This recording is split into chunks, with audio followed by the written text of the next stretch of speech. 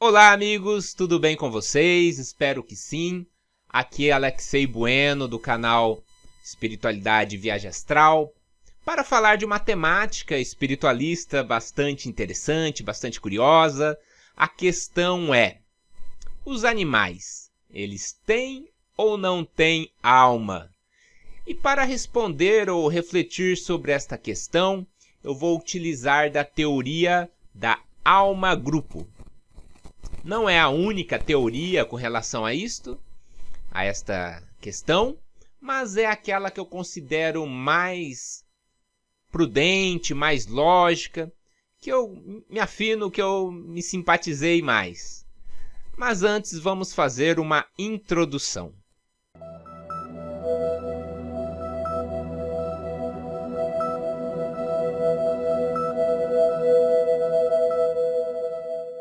Bom, fazendo então uma introdução, a Sociedade Teosófica ela é uma organização internacional devotada a divulgar os ensinamentos da teosofia. Então eles divulgam um corpo doutrinário conhecido como teosofia.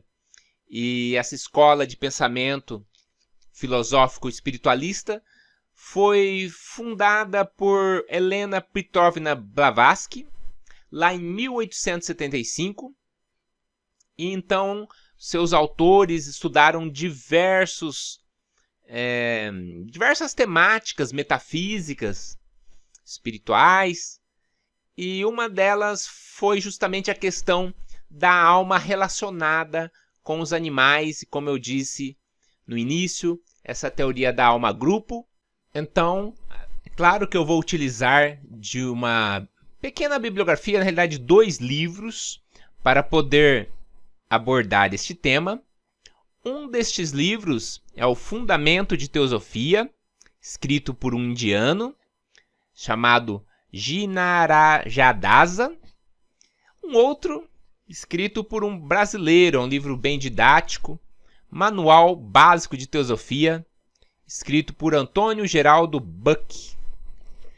Então, vamos lá fazer então agora uma introdução mais relacionada ao tema, e antes de entrar necessariamente nessa questão da alma dos animais, eu vou falar sobre a vida do ponto de vista da teosofia, porque a teosofia tem como princípio que a vida ela é una, ou seja, ela é uma mesma vida em todo o universo. Então toda a vida, seja mineral, seja a planta, animal ou o próprio homem, ela é essencialmente uma mesma, que é uma expressão da divindade, que na teosofia chama-se Logos. Então, hoje é claro que a gente tem um termo mais moderno, ao invés de falar vida, fala-se muito em consciência. E eu sei que é muito estranho falar em vida mineral, né? Vida no reino mineral, mas talvez esse seja assunto para um outro vídeo, mas apenas falando por cima, no mineral nós temos, é claro, os átomos, eles têm subpartículas, onde há atração, repulsão. Isso acontece nas moléculas, né, nos elementos químicos. E segundo a teosofia, aí está a expressão da vida ou da consciência do Logos no reino mineral. Então a vida é uma só, ela é incriada, ela não teve começo, não tem fim, ela é eterna, mas ela se manifesta de inúmeras maneiras. Uma das maneiras é o mineral, o vegetal, o animal. Esse princípio espiritual da vida, ela se expressa também nos animais, é claro, também no ser humano, né? E em outros seres, em outros níveis, além da nossa própria humanidade também.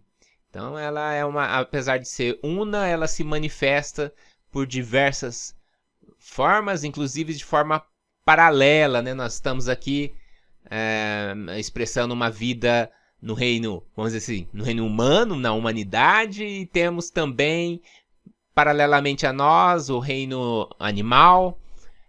Então, esse é um princípio básico da teosofia, para podermos adentrar mais especificamente a questão do animal, porque com relação ao ser humano, filosoficamente falando, desde a Idade Média, desde Descartes e Sócrates, Platão, sabemos que há uma alma, né? Que nós não somos apenas carne, osso, apenas matéria. Isso é um conhecimento muito antigo dessa dualidade que temos, somos uma alma e temos um corpo, né? Esse dualismo alma-corpo é muito conhecido e muito descrito pelos antigos sábios e por todas as escolas filosóficas espiritualistas, pelas religiões. Mas a questão desse vídeo e os animais? Como é que fica? Será que eles têm também uma alma? Será que se tiver uma alma, ela reencarna como nós, seres humanos que reencarnamos? Como é que é essa coisa, né? Tal como é bem descrito no Espiritismo, essa questão da reencarnação, por exemplo. Alma, é claro, vem do grego, quer dizer psique. Como é que fica no animal, né? Então vamos analisar agora mais detalhadamente essa teoria da alma-grupo, como é que a vida se manifesta especificamente no reino animal, compondo ou não essa ideia de alma, e o que seria essa alma-grupo.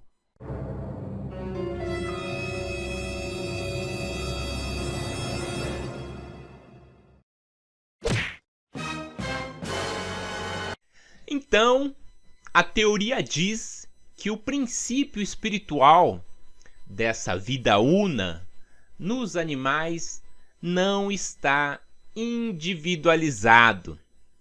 Ou seja, não há uma autoconsciência no reino animal.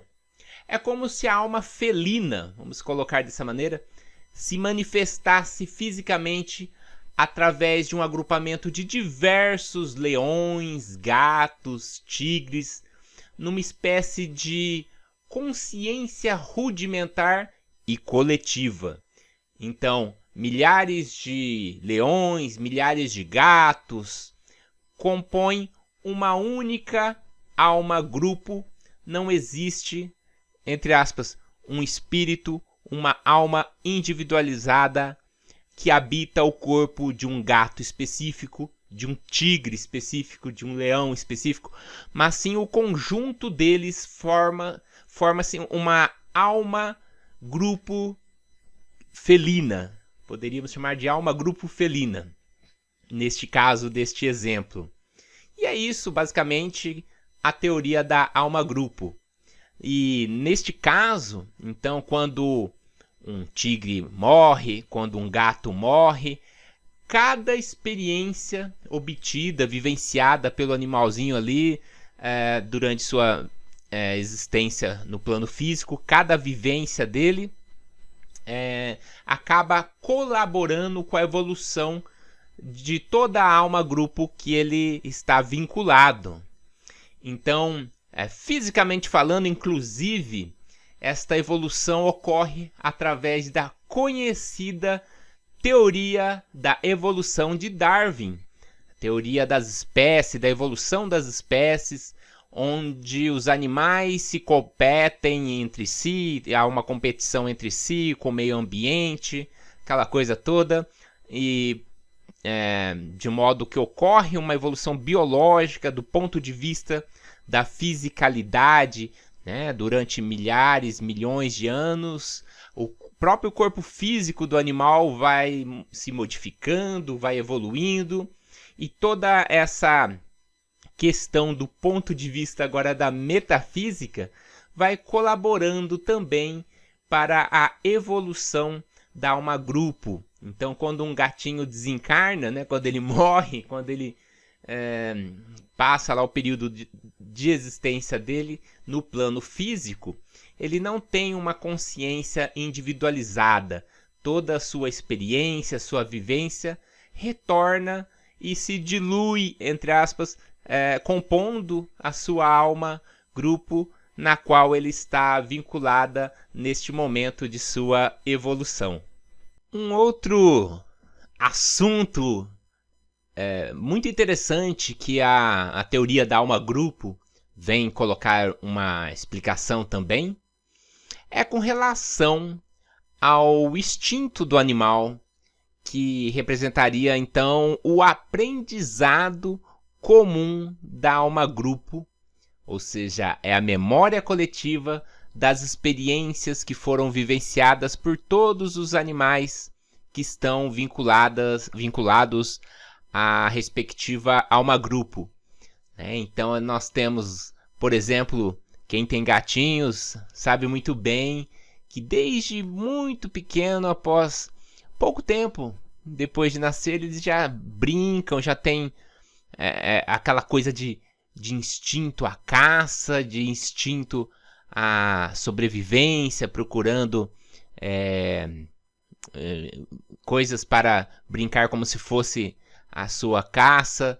E eu vou colocar agora um vídeo curtinho, né, de alguns gatos, diferentes gatos reagindo de forma instintiva, de maneira muito semelhante, para ilustrar justamente esta parte aqui, né, da explicação da alma grupo.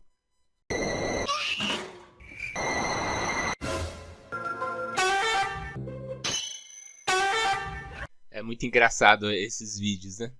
Mas agora, falando um pouco sobre a evolução da alma grupo, podemos dizer que a teosofia tem em seu corpo de conhecimento essa informação, e eles dizem que depois de muitos milhares de anos, a alma grupo dos felinos se subdividirá em almas grupos cada vez menores e, portanto, mais especializadas.